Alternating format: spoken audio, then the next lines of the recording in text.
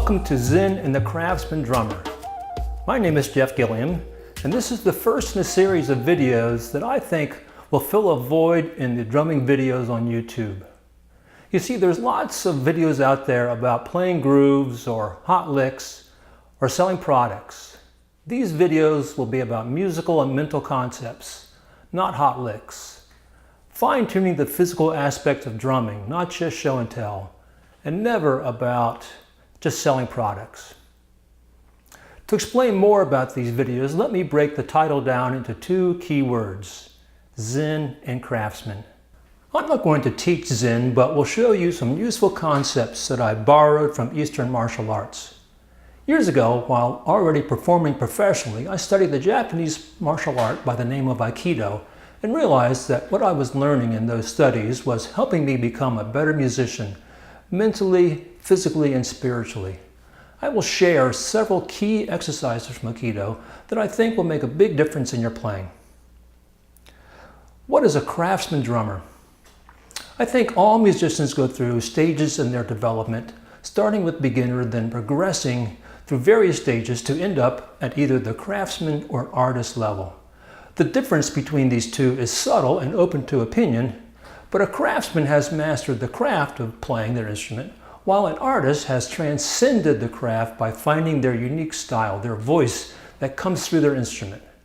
Examples of drum set artists include Buddy Rich, Elvin Jones, Tony Williams, Steve Gadd, and many, many more. These drummers found a style that is easy to recognize. They found their voice that they project through their instrument. A craftsman drummer is someone who is performing at a professional level, making the gig, but has not yet found their unique voice. These videos will help you become a craftsman or refine your craftsman skills and perhaps get you started on the path to becoming an artist. Another goal in these videos is to make these lessons applicable to all areas of percussion. Whether you're a drummer in a rock band, a percussionist in an orchestra, playing in a contemporary music ensemble, or a German Oompa band, there will be something in these lessons for you. At a high level, I want to cover the following four topics: effortless playing or feel the flow, musicality or fitting in with the group, dynamic performances or turn the energy dial, and mental states or know yourself. If you have questions or comments about these videos, please don't hesitate to send me an email at the address on the screen. Okay, let's dive into the first lesson, which I call the unbendable arm, key to effortless playing. A couple decades ago, I studied a Japanese martial art named Aikido. This is a very fluid martial art similar to Jiu-Jitsu, which focuses on redirecting an attacker's energy so that they end up on the floor instead of attacking you. When the Aikido teacher or sensei refers to either an attacker or defender's energy, they refer to it as ki, K-I. The Chinese call this qi, and in both cultures the concept is the same. It's the energy that permeates all living things, giving them life. The unbendable arm exercise is one of the first key lessons taught to novices in Aikido, and it's the first lesson in my series of videos too, as it's a very simple demonstration of the power of harnessing your energy. I'm here with my good friend Bennett, and we're going to demonstrate the unbendable arm. So the first part of the test demonstration, I call it a test. In Aikido, this is a test you do from day one until you retire from Aikido. So the first part of this is for Bennett to give me his arm, and I'm going to try to bend it by putting my hand here, my other hand here, and trying to bend it in a very natural way. And he's not going to fight me at all, just going to relax like a piece of spaghetti.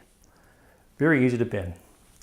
The next part is I want Bennett to fight me with all of his strength. So we're going to have a little battle here. I'm a little stronger than him, so I can bend it.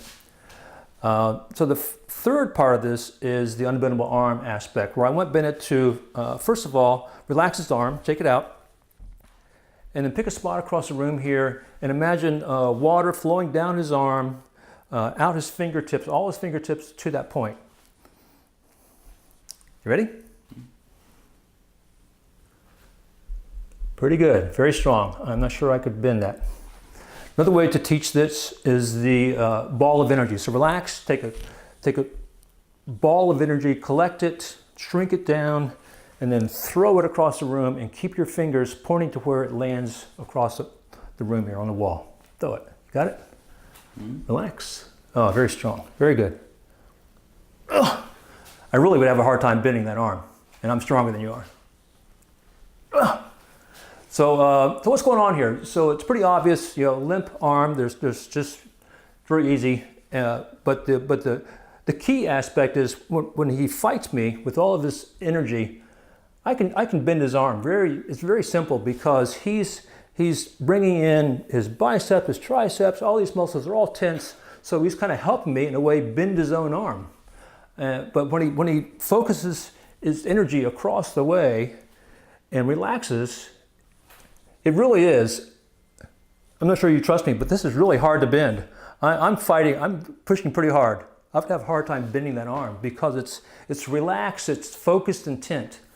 It's much more powerful than gritting your teeth. So next I want to talk about the aspects of this with your hand and your wrists. That's the next demonstration. Thank you. When doing the unbendable arm, there's a certain look and feel to your hands that is very important to notice. The fingers are extended but not straight, energized but not tense. The wrist is set yet relaxed.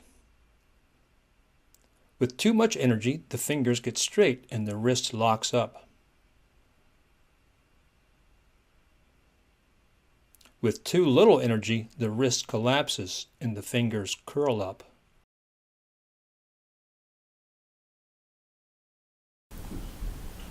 Now that you've seen this demonstrated, it's time for you to find someone to assist you and to feel this for yourself, because it really is something you have to experience. First, an important direction to the person doing the arm bending. They have to bend your arm in the natural bend direction toward the bicep, and not in some unnatural sideways direction. Second, you should be on both sides of the exercise, as there are things to learn from being the bender and the tester. Then, start with the ragdoll arm. This should be very simple and very easy to feel. Then go to the battle of the strength. Both people should be expending lots of energy.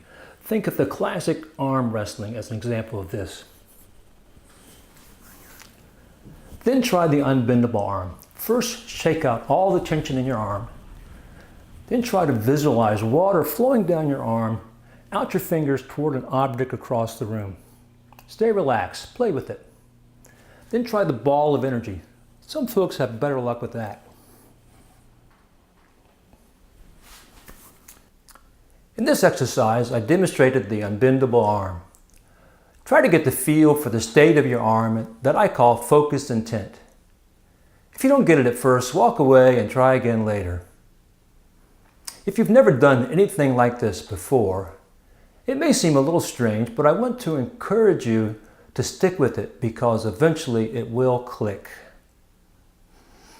But why is this important to drummers? Well, because being in the state of focused intent is how you should be drumming at all times. If you're in one of the other states, you're either too relaxed and lackadaisical, or you're too tense, which means you're getting in your own way, fighting yourself, expending more energy than needed, and not getting a good flow to your drumming. In the next lesson, I'll grab some sticks and show how to apply the lessons from the unbendable arm to drumming. I'll also demo another Aikido exercise that transfers very well to drumming techniques. Till then, take care and keep on drumming.